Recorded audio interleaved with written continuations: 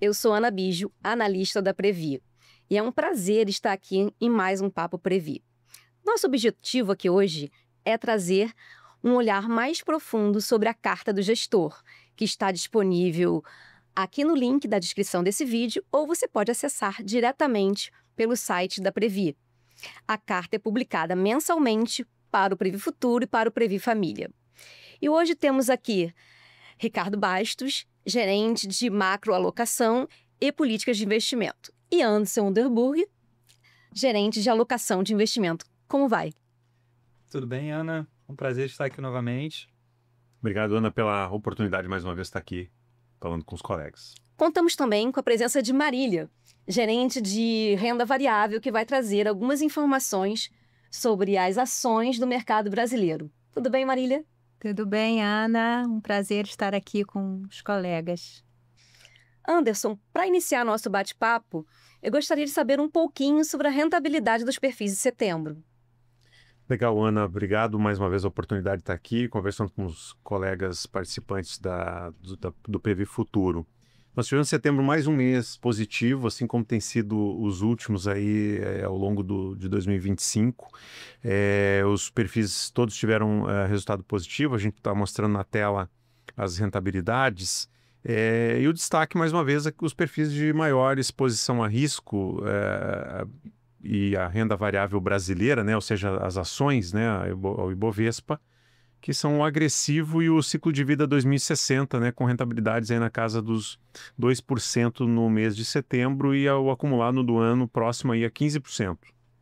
Também nesse Papo Previ aqui a gente traz os números do Previ Família, que também vem tendo um 2025 bastante positivo, né, com o prudente sendo o perfil de baixo risco, né, baixa volatilidade, com uma rentabilidade acima de 1% no mês e um acumulado que passa de 10% no ano, e o ousado, que é o perfil aqui do Previ Família, com mais exposição a risco, que tem também uma posição maior em bolsa e que está puxando o resultado tanto em setembro quanto no acumulado do ano.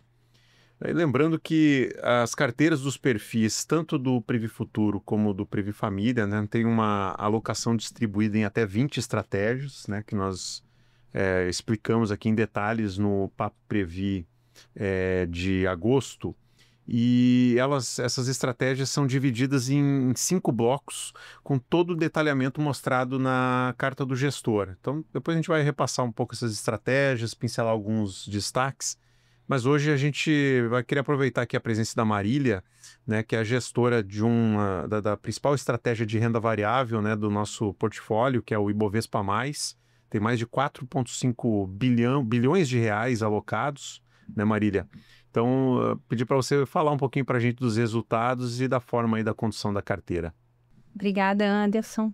Então, obrigada a oportunidade, né, da gente falar um pouquinho de renda variável, que tem tido um bom desempenho esse ano, né, nos trazendo alegria, e poder explicar um pouquinho, né, das nossas estratégias. Então, assim, queria destacar o resultado de setembro, após um agosto com resultado do índice Bovespa bem surpreendente, né, com mais de 6% de retorno.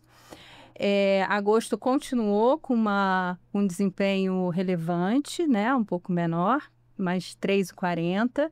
E queria destacar assim, a performance da nossa carteira, né? Tanto em agosto quanto em setembro, a gente superou o índice, né? Em setembro, versus o 3,40 do Ibovespa, a gente performou 3,60, né? Gerando o que o mercado chama de alfa, né, que é quando você supera o benchmark, e a gente gerou um alfa de 21 basis points em setembro. E conforme vocês podem, isso é sempre bom destacar, observar aqui no gráfico, esse desempenho da renda variável, ele não é linear, né? Ao longo do ano a gente teve poucos meses, né, ali em fevereiro e julho, um desempenho negativo, e nem em todos os momentos a nossa performance ultrapassa o índice. Embora, né, no ano, a gente, tanto o Ibovespa vem ganhando como classe até setembro, como classe de ativos, né, performando 21,5%, quanto a nossa carteira vem superando o Ibovespa, a gente até setembro está com desempenho de 22,40%. Então, compartilhar isso com vocês.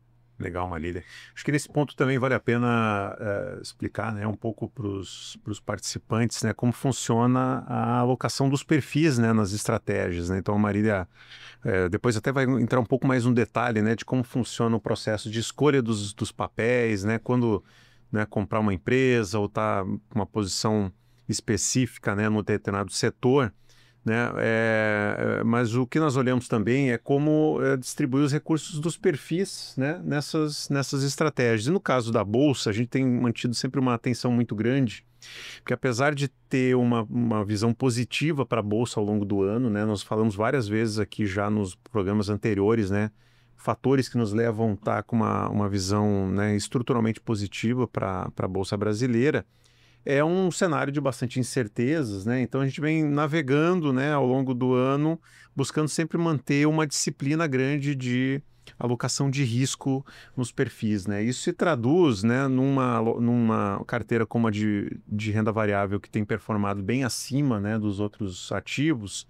Então, se a gente não faz essa calibração, ela acaba tomando um peso maior na carteira dos perfis e gerando mais risco, né? Porque aquele momento da volatilidade que inevitavelmente, né, de vez em quando acontece, vai acabar gerando ali um efeito maior, né, de volatilidade, né, e de variação dos resultados. Então, isso acaba se traduzindo, né, ou seja, essa calibração que a gente faz no momento das altas, numa forma de realização de lucros, né, e redirecionamento, né, para recalibração aí das carteiras, aproveitando também oportunidades em outras classes, especialmente a renda fixa Selic, né, que está num patamar em níveis historicamente bastante altos. Marília, conta pra gente, como a Previ estrutura o processo de investimento em ações e seleciona os ativos baseados nos aspectos de governança, sustentabilidade e performance? Boa, Ana.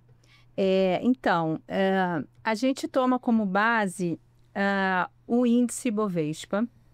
E qual a nossa estratégia? A partir do índice, fazemos desvios positivos ou negativos em relação ao peso que as ações têm no Ibovespa.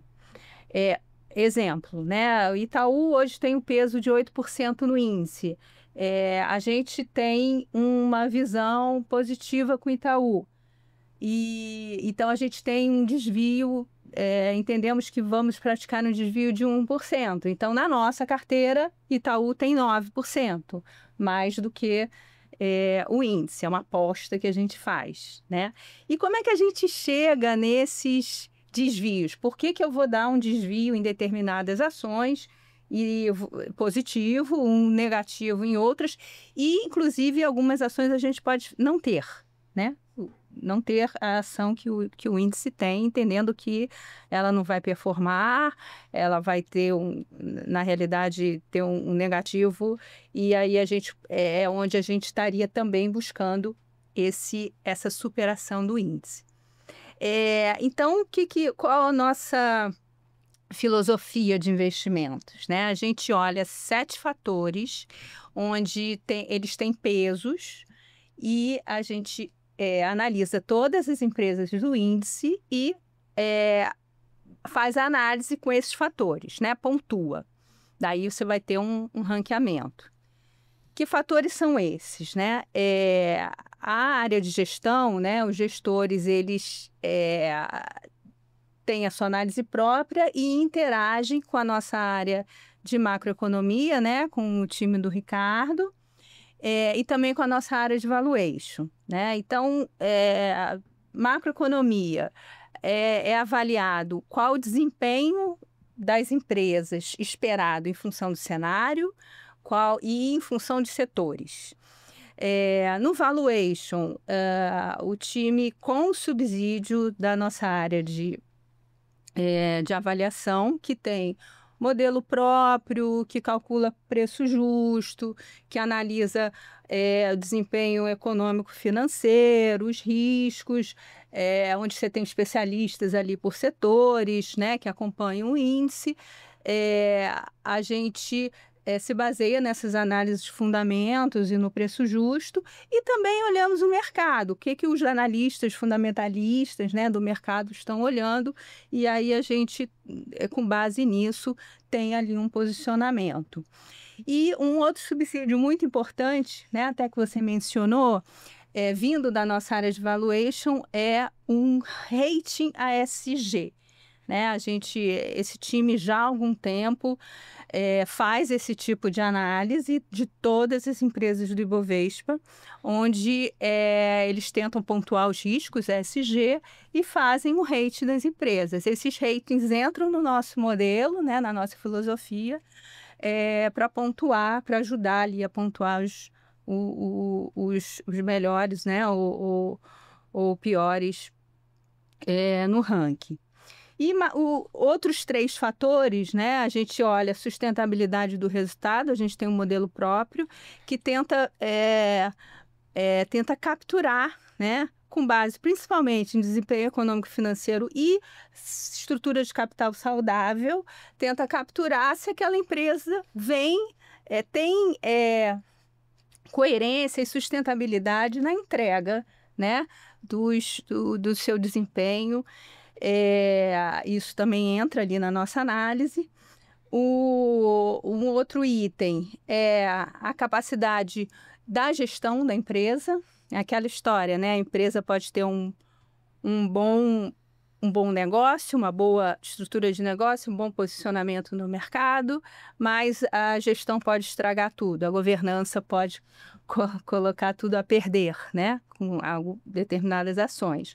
Então, essa confiança na gestão, do que ela se propõe né, de acordo com as conversas que tem com analistas, e o que ela faz e o que ela entrega é muito relevante, é um dos pontos que a gente analisa. E, por fim, a segurança do gestor, né? Ou seja, dos gestores da equipe, de que aquele papel naquele momento, dado aquele cenário ou dado o preço, ele vai entregar um resultado e um desempenho. Então, esse conjunto de fatores, né, que chamam da nossa filosofia, que vai ranquear as ações e, em função dos melhores posicionados, a gente vai estar com o desvio positivo, né?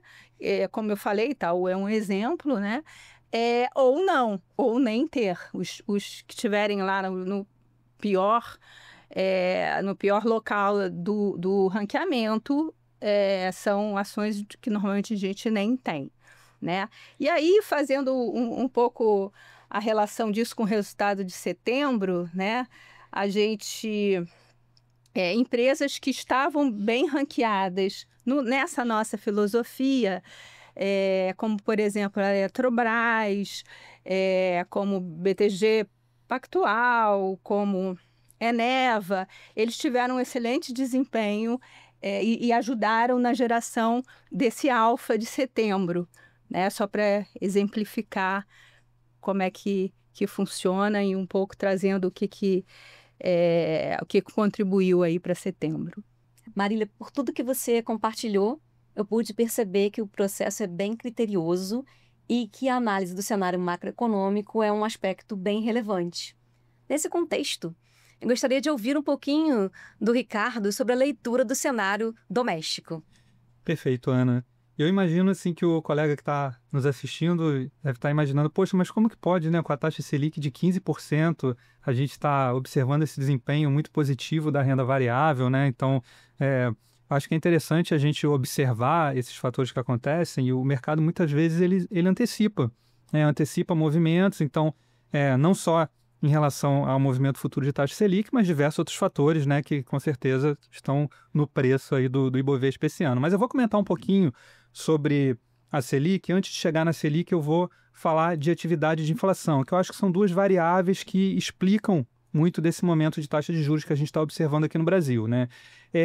Falando de atividade, a gente viu uma dinâmica bastante positiva no primeiro semestre, né? Já comentei aqui, acho que já comentei também nos episódios anteriores, que a gente imagina um crescimento praticamente nulo, né? Algo em torno de 0 para esse segundo semestre, e fechando o ano com um crescimento da economia doméstica um pouco acima dos 2%.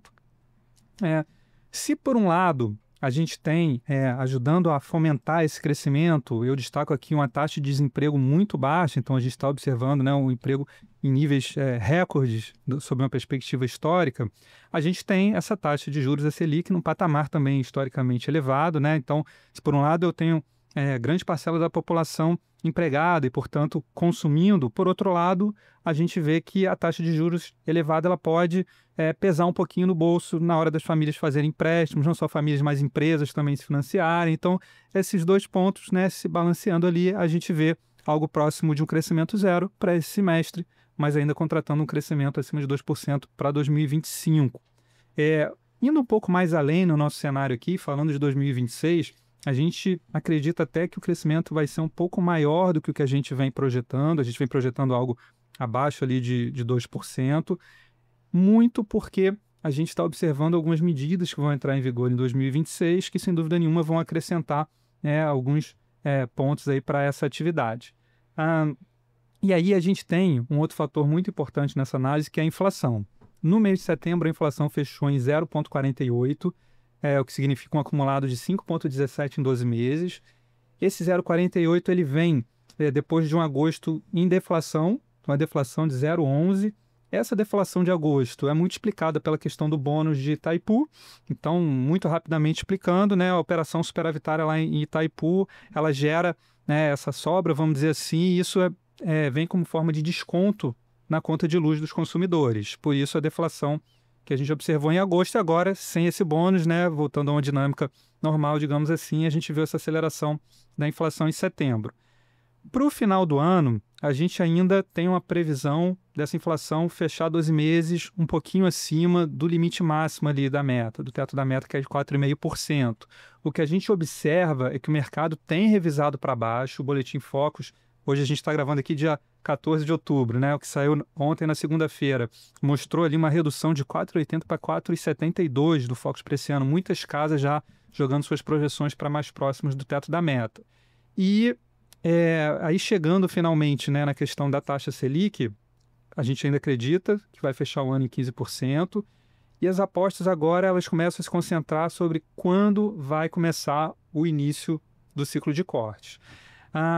No último episódio, eu comentei que tinha muitas casas apostando já em dezembro desse ano, no início de ciclo de cortes. O que a gente observou nessas últimas semanas foi um movimento de muitas casas passando ali de dezembro para janeiro, para a primeira reunião de 2026, esse início do ciclo de cortes, e muitas casas que estavam apostando em janeiro já apostando em março também, que é a segunda reunião de 2026.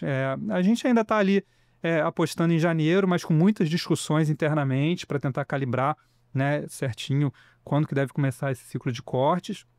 E, bom, eu acho que nesse cenário de taxa de juros elevadas, né, muita coisa acontecendo, não deve ser simples, né, gerir uma carteira de renda variável. Então, eu queria aproveitar para trocar essa ideia com a Marília aqui, né, como que está sendo, ao longo de 2025, gerir a carteira de renda variável.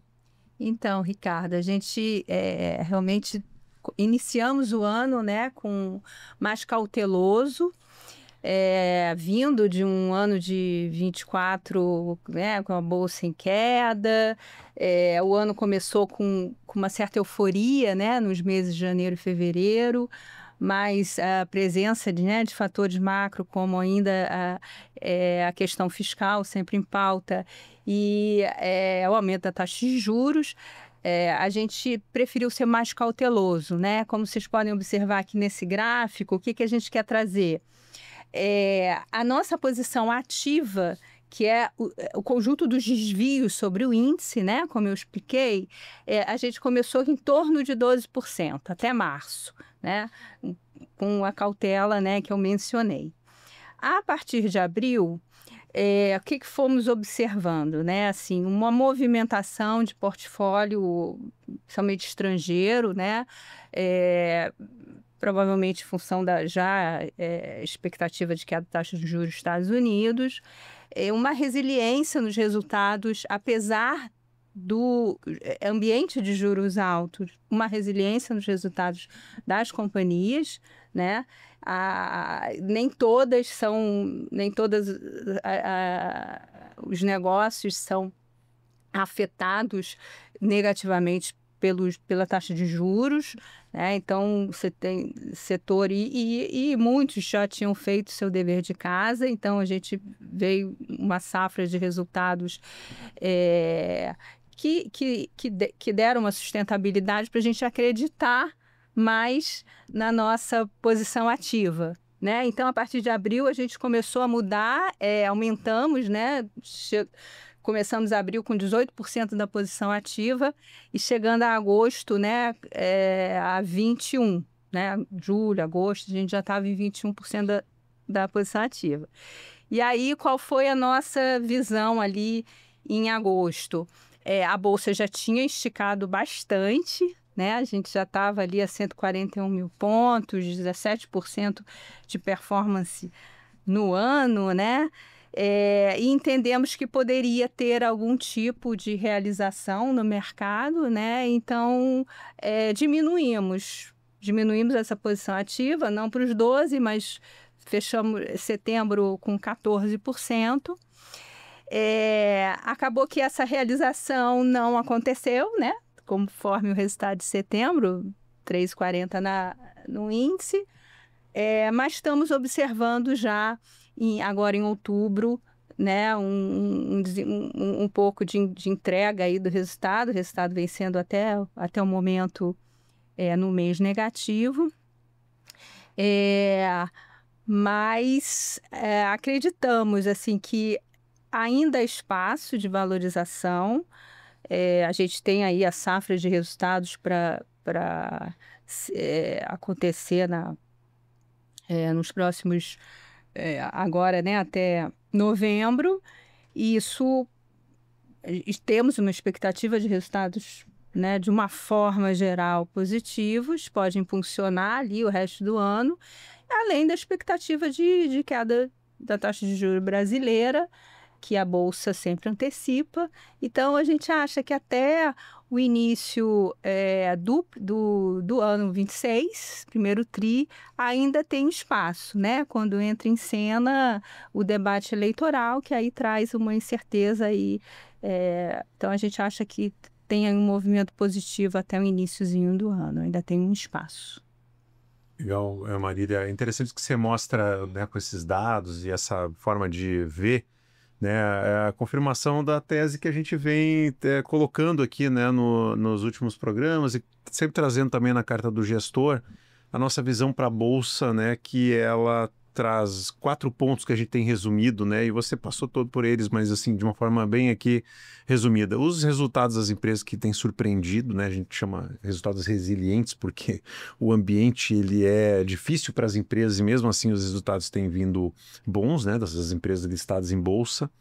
A ideia de que a bolsa está barata, né, pelos múltiplos, né, que são considerados, eles ainda estão abaixo da média histórica e nunca tiveram tanto tempo abaixo, né, então isso é uma questão que a gente imagina, né, uma conversão à média. A expectativa da queda da Selic, né, que tem esse efeito duplo contra as empresas quando ela está num nível tão alto, né, ou seja, tanto na questão do consumo das famílias, né, como o Ricardo comentou, mesmo no custo de oportunidade dos investidores, né, quando deixa de lado a rentabilidade da Selic para investir, para tomar risco, né, na bolsa.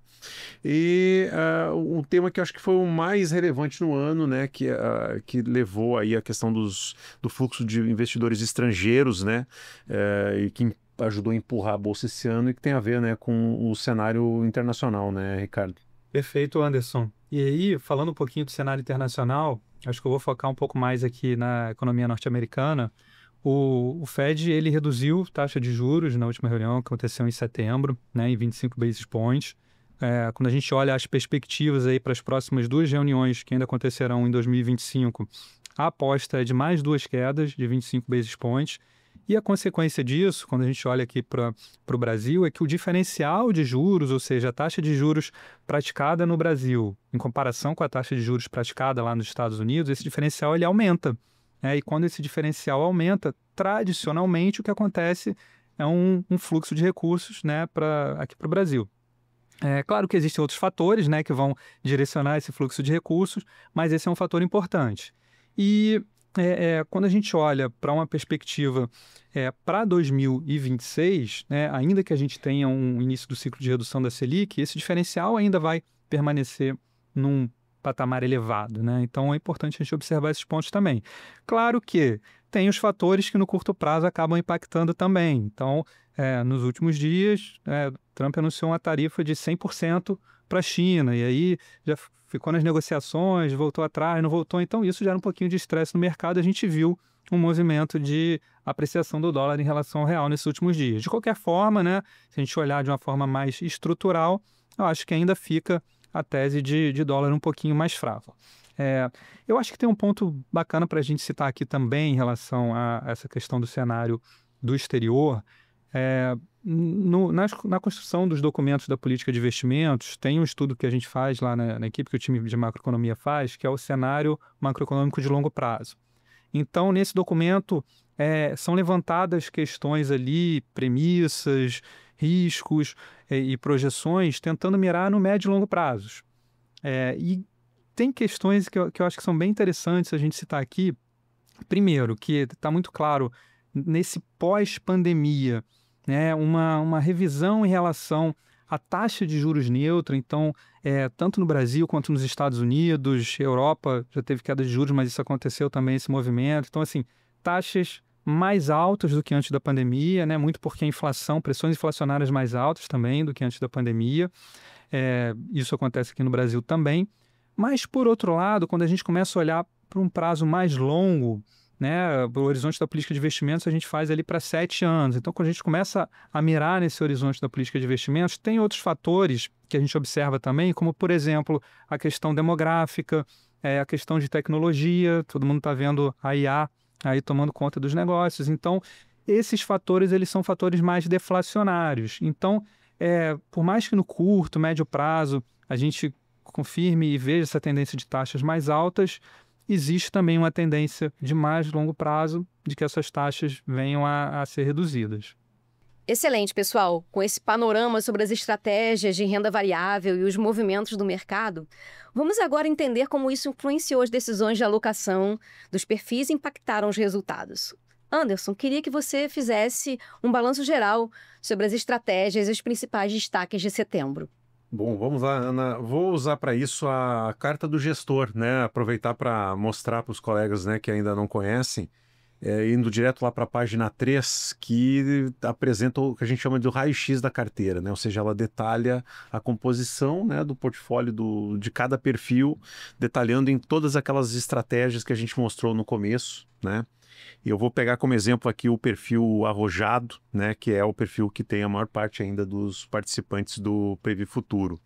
Então, no raio-x do arrojado, né, ele começa por ordem, né, inclusive de participação de peso no perfil, né, de cima para baixo, né, então mostrando ali os que têm maior alocação. E o primeiro do arrojado é justamente a estratégia de renda variável, o Ibovespa+, que a Marília aqui explicou para a gente.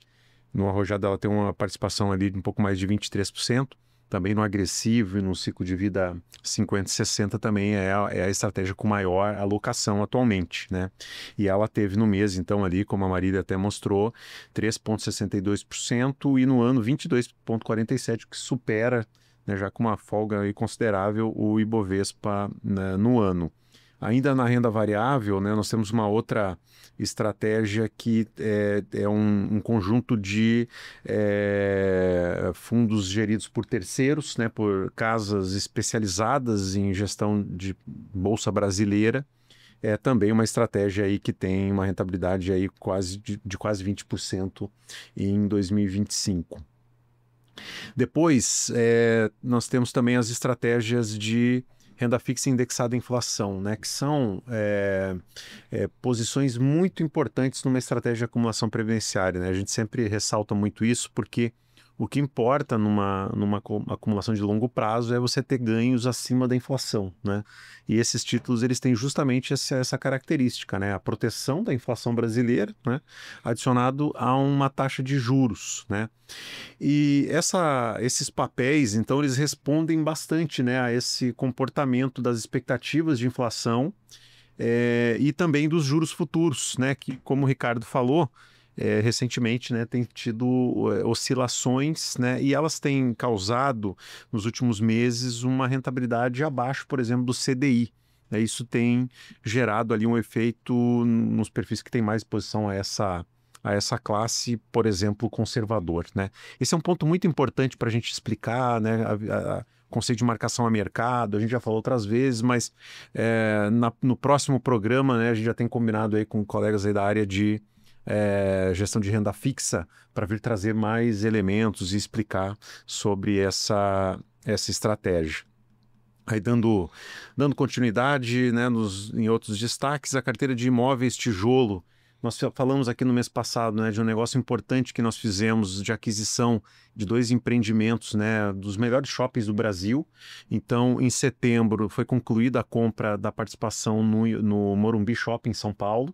Então, ele já faz parte agora da carteira, né, de todos os perfis, é um peso que é igual para todos os perfis, hoje está na casa aí dos 2,25%. E agora, em outubro, né, nós estamos concluindo a aquisição do Barra Shopping, né, aqui do Rio de Janeiro, também um ativo aí de primeira qualidade no ramo imobiliário, né, que a gente espera vai acrescentar, né, qualidade, previsibilidade para as receitas e rentabilidades aqui do Previ Futuro. Ainda no ramo imobiliário, né, a estratégia de fundos imobiliários, né, aqui com gestores terceiros, são os chamados FIIs, né, muitos nos seus investimentos pessoais, né, têm alocação nesses ativos, né, que geram fluxo, né, mensal, né, de dividendos e por aí afora. Esse mês foi a carteira que teve a melhor rentabilidade em todas as estratégias, né, de quase 5%. Essa é uma classe que responde bastante também a dinâmica de Selic, né, basicamente. Então, a gente começa a enxergar um horizonte ali de queda, né, como o mercado tem esperado, né, como você comentou, né, Ricardo, para o começo do próximo ano, e aí esse movimento já antecipa essa mudança. Então, isso provavelmente explica bastante dessa variação expressiva em setembro. E aí, para fechar os destaques principais aqui, Ana, a gente teve em setembro um movimento de alienação, né, de venda de praticamente a totalidade das cotas remanescentes das carteiras de FIPs, né, dos fundos de private equity. Né? Essa é uma carteira que ela remonta aí ao início da década passada, a formação dela, né? Então são teses de investimento que já estão a essa altura um tanto obsoletas, vamos dizer assim, né? O ciclo econômico, ele hoje já está em outra, né, direcionando outras questões, mas são ativos ainda, né, que estão na carteira da Previ. A maior parte desses FIPs dessa carteira lá de trás, eles foram concluídos, muitos com bastante sucesso, né? Então essa carteira remanescente, ela está sendo descontinuada, né? Nós tínhamos feito uma venda em 2021 e agora fizemos mais uma parte, né, para encerrar a exposição a riscos potenciais que ainda podem vir daí. Esse tipo de posição pode ter relação, às vezes, com demandas judiciais, questões trabalhistas, tributárias e por aí afora. Então, isso não é mais hoje o momento aqui no Previ Futuro. Então, esse movimento redireciona recursos para estratégias que fazem mais sentido agora, né? E tem, né, no mês, né, esse é uma questão que pode chamar atenção, né, uma rentabilidade dessa carteira expressivamente negativa, que é uma questão típica de negócio desse tipo, né? Um ativo de baixa liquidez, então você acaba tendo aí uma questão de rentabilidade nesse momento, mas com pesos nos perfis bastante residuais, até pelo peso dessa carteira ser pequeno. A carta do gestor de setembro em cada perfil esclarece isso de forma bastante clara. Então, acho que esses são os principais pontos, Ana, para a gente trazer desse mês de setembro. Tem um ponto que eu gostaria de trazer que diz respeito à reserva previdenciária, que é um investimento de longo prazo, e eu entendo que a gente deveria explorar aqui um pouco como esses elementos, né, renda variável, né, e o próprio cenário macroeconômico se conectam com os perfis do Previ Futuro. Porque, no fim das contas, tudo gira em torno de risco e como as pessoas lidam com ele. Então, eu queria ouvir um pouquinho de vocês quais são os riscos atrelados à renda variável que o participante precisa entender e como essa visão de longo prazo pode contribuir para a tomada de decisões mais conscientes e alinhadas à jornada de acumulação de cada um. Ana, esse eu acho que é um ponto mais importante, né, para a gente falar aqui enquanto gestores de previdência, né? O efeito dos preços, dos mercados, das carteiras na trajetória, né, da jornada de acumulação previdenciária, né, dos nossos participantes, né? A gente falou aqui bastante de bolsa hoje, é um ano positivo, então as pessoas que têm nas suas carteiras uma alocação nessa classe está tendo um bom resultado, né? Mas é sempre importante a gente olhar a jornada como um todo, né? Então, se a gente olha, até vou usar de novo a tela aqui para mostrar uma ilustração, né, que mostra ao longo do ano o comportamento da bolsa e momentos ali de clara, né, movimentação brusca do mercado relacionado a eventos, né, que a gente acompanha no dia a dia, nos jornais, né, em todos os lugares.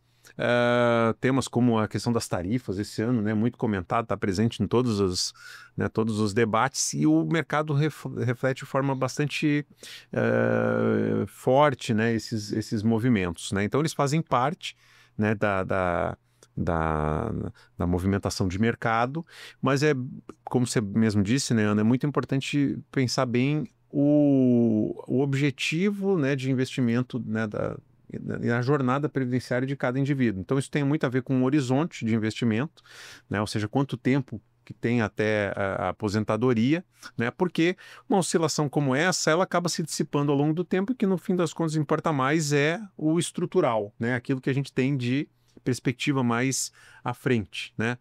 Porém, esses eventos, eles são quase sempre muito difíceis de prever, ou até impossível de prever, né? Na véspera de cada um desses eventos que está na tela ali, a gente não imaginava que aquela anúncio seria daquela maneira e que os mercados reagiriam de forma tão intensa.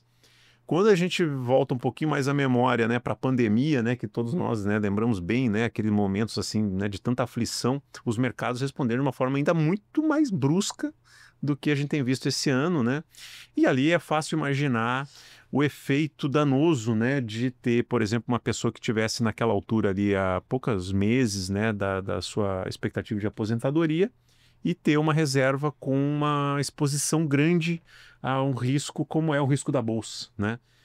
Isso faria certamente, né, com que o colega que tivesse nessa situação, ele acabaria tendo como efeito uma redução do seu benefício, né, vitalício, né, de aposentadoria. Então não precisa nem a gente falar um pouco mais de como isso é sério, né?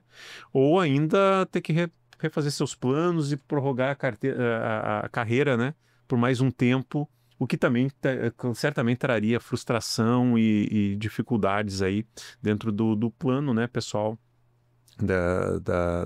dos participantes. Então, esse tema, Ana, ele é bastante importante, né? A gente sempre associa isso, né, Ricardo, com uma ideia de atitudes previdenciárias, né? Existem ferramentas, existem formas de poder lidar com isso, né? E esse é um tema que a gente dá muita importância na Previ, né? É verdade, Anderson.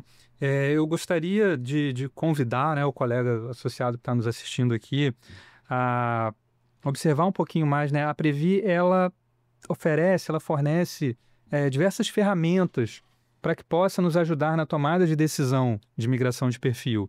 Então, ao mesmo tempo que tem a carta do gestor, que a gente está falando dela aqui, o boletim de cenários econômicos, que eu convido todos a lerem, tem o questionário de análise do perfil do investidor, né, que tem um viés previdenciário, tem a assessoria previdenciária, que é uma ferramenta muito interessante, que agora tem uma versão escrita, que é de fácil acesso, a gente recebe por e-mail. Eu mesmo fiz uma assessoria escrita, eu achei muito bacana, muito interessante, trouxe informações valiosas para o meu planejamento de longo prazo.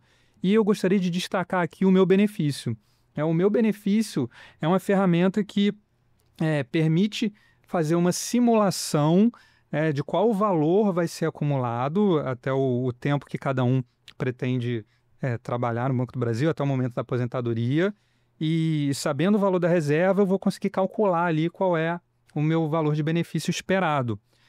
O meu benefício, ele vai mostrar a questão se a minha expectativa em relação ao meu benefício de aposentadoria, ela está adequada, se eu preciso fazer mais aportes, se a taxa de juros necessária para eu atingir aquele benefício é realista ou não. Então, eu convido todos a fazerem o meu benefício e é muito importante. Está lá no aplicativo da Previ, quando for usar o meu benefício, não esquecer nunca de clicar lá em gravar a simulação, porque aí se você grava o planejamento, né, você vai conseguir acompanhar ele ao longo do tempo, né, e eu acho que isso é uma ferramenta assim, muito bacana, importantíssima, né, para todos nós aqui do Previ Futuro.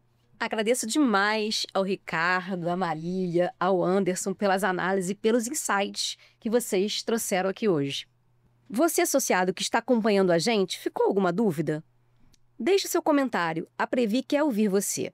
E se você ainda não começou a organizar a sua aposentadoria, esse é um ótimo momento para dar o primeiro passo. Importante lembrar, nesse mês das crianças, se você cuida do seu futuro com o Previ Família, pode ganhar um brinde exclusivo, o boneco do Previx, o mascote da Previ. Contrate seu plano ou aumente seu aporte até o fim de outubro. E acesse o site da Previ para ver as regras da campanha. Curtiu o episódio? Compartilhe com os amigos do Previ Futuro. E até a próxima.